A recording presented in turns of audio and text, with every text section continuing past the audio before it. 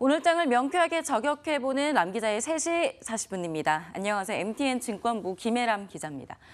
최근 주식시장에서 가장 단연 주목받고 있는 주식, 과연 무엇일까요? 엔터주가 아닐까 싶은데요. 이 JYP 엔터테인먼트와 SM은 시총 1조까지 껑충 뛰었습니다. 오늘 이 시간에는 단연 엔터주 상승을 이끌고 있는 JYP 엔터테인먼트의 천영환 IR 팀장 연결해서 자세한 이야기들 좀 들어보도록 하겠습니다.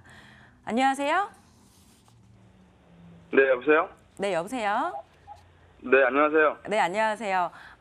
엔터주 상승 특히 이 JYP 엔터테인먼트로부터 시작이 됐잖아요.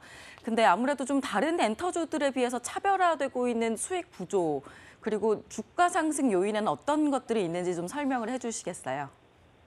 네, JYP 엔터로 시작이 됐다라는 말은 좀 맞는지는 모르겠지만 어쨌든 엔터주가 상승하고 있는 건 맞는 것 같고요. 뭐 여러 가지 산업적인 이유도 있고 기타 등등의 이유도 있지만 뭐 3사가 기본적으로는 뭐 BTS 최근에 뭐 터진 BTS 낙수 효과라든지 그리고 뭐 비용이 좀 수반되지 않는 뭐 유튜브 매출의 성장 이런 것들로 전체적인 호재를 겪고 있는 것 같아요. 근데 저희 JYP 엔터가 좀 다른 주요 경쟁사들이 조금 더 EPS 측면에서 개선의 여지가 크다라고 보여지는 부분은 사실은 비용 구조적인 측면이 있는 것 같거든요. 그 부분을 보면은 사실 그 GPM 그러니까 원가에서 가장 많은 부분을 차지하는 게 아티스트 인세이고요. 이 아티스트 인세는 거의 원가의 거의 50% 이상을 차지하고 있습니다. 그래서 아티스트가 첫 번째 계약 구조에 있느냐, 그 공정거래위원회에서 기본적으로 7년 계약 구조를 가져가게 되는데, 이 아티스트가 처음 7년은 회사가 아티스트에 대한 이제 투자를 수반하기 때문에 회사에 좀 더 우호적인 그 이익 쉐어 구조로 되어 있고요. 그 두 번째, 세 번째로 이제 그 계약이 연장이 되면서 아티스트 우호적으로 바뀌기도 하고 아티스트 평판에 따라서 그 비용 구조가 좀 바뀌기도 합니다.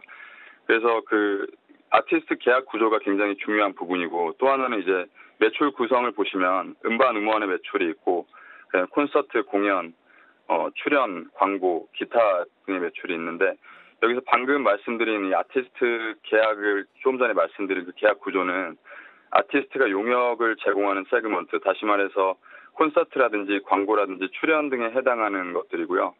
그 음반 음원이라든지 기타 세그먼트라고 하면은 기본적으로 MD 매출과 유튜브 매출이 포함이 되고요. 이런 부분은 이제 회사가 IP에 대한 투자를 통해서 수익을 창출하는 부분이기 때문에 앞에 그 말씀드린 아티스트 계약 구조랑은 별개로 회사가 좀 더 우호적인 계약 구조로 되어 있습니다. 그래서 바꿔서 말씀드리면 이제 매출 기여가 큰 주요 아티스트가 첫 번째 계약 구조에 있고 음반 음원이라든지 기타 이런 IP 관련 매출이 커지게 되면 기본적으로 원가율이 좋아질 수밖에 없는 구조입니다. 그래서 JYP는 당사는 이제 보면은 주요 아티스트인 트와이스랑 갓세븐이 14년, 15년도에 데뷔를 했고요. 그래서 아직 그 첫 번째 계약 구조에 있고 약 3, 4년 정도 더 계약이 남아 있는 상태이고요.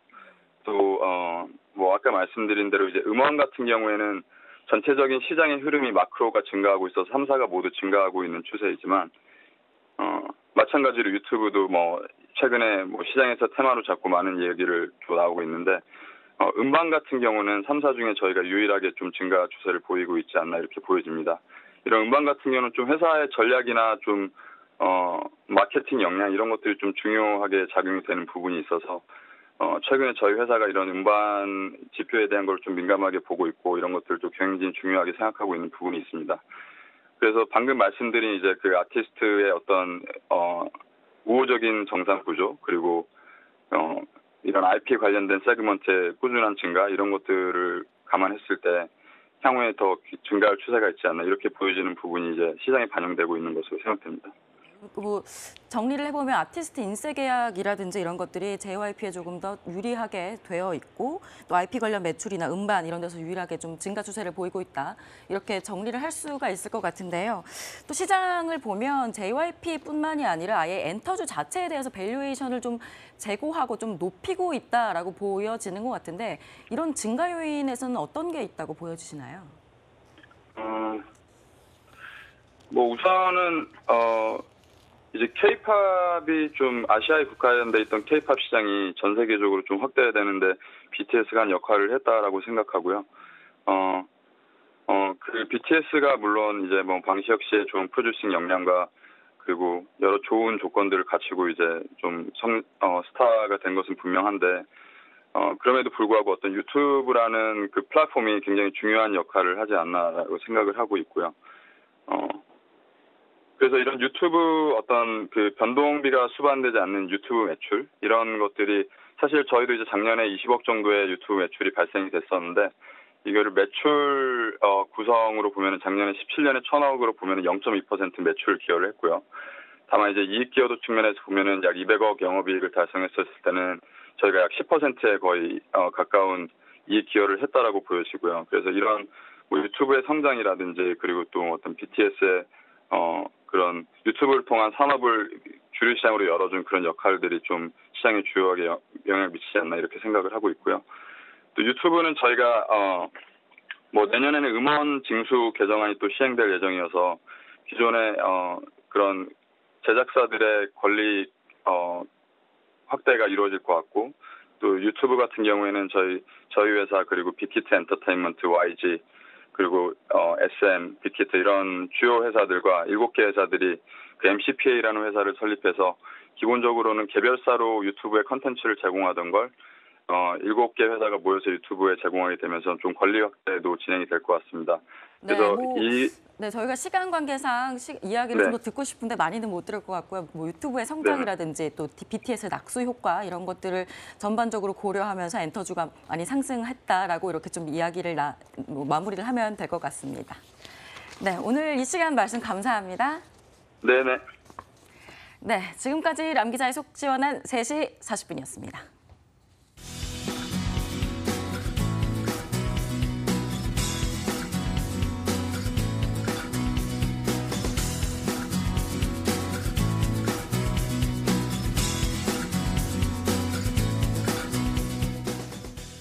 목요일에도 저희 마감 전략 A+와 함께해 주시기 바랍니다. 조금 더 나은 시장 분위기 기대하겠습니다. 목요일에 뵙죠. 고맙습니다.